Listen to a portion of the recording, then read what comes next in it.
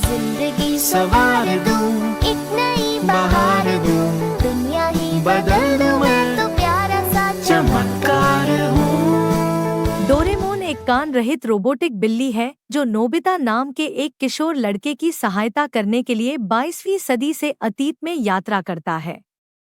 Cartoon चरित्र के लिए एक जन्म प्रमाण पत्र में उनकी जन्मतिथि 3 सितंबर 2112 दी गई है और उनके निवास के शहर को कावासाकी, कनागावा, वह शहर बताया गया है जहां मंगा बनाया गया था।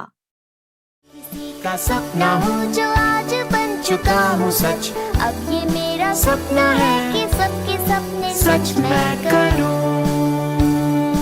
आसमां को छू लूं, तितली बन उड़ूं, या हेलीकॉप्टर। हाँ हाँ हाँ, मैं हूँ एक उड़ता रोबोट, डोरेमोन। ज्यादातर लोग डोरेमोन को बिना कानों के जानते हैं, लेकिन क्या आप जानते हैं कि पहले उसके भी कान होते थे?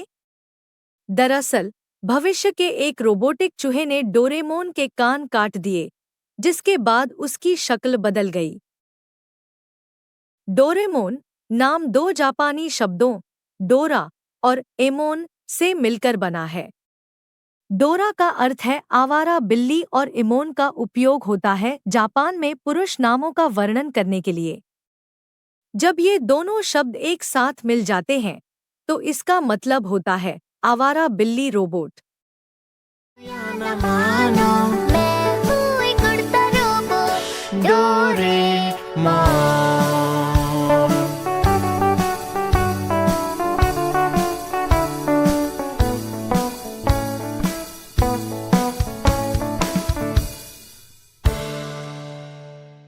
जबकि डोरेमोन जापान में बेहद लोकप्रिय है, इसने भारत जैसे अन्य देशों में भी काफी लोकप्रियता हासिल की है।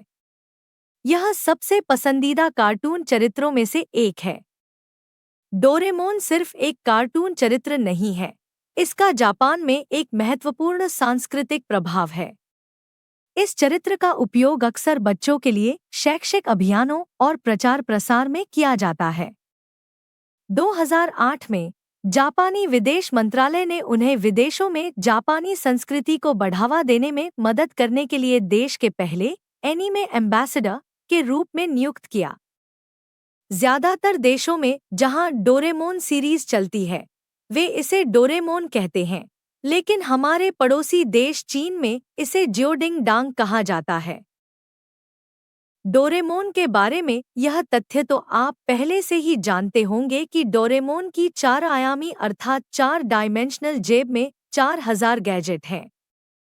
हालांकि, क्या आप जानते हैं कि नोबिता पहले ही 578 गैजेट बर्बाद कर चुका है?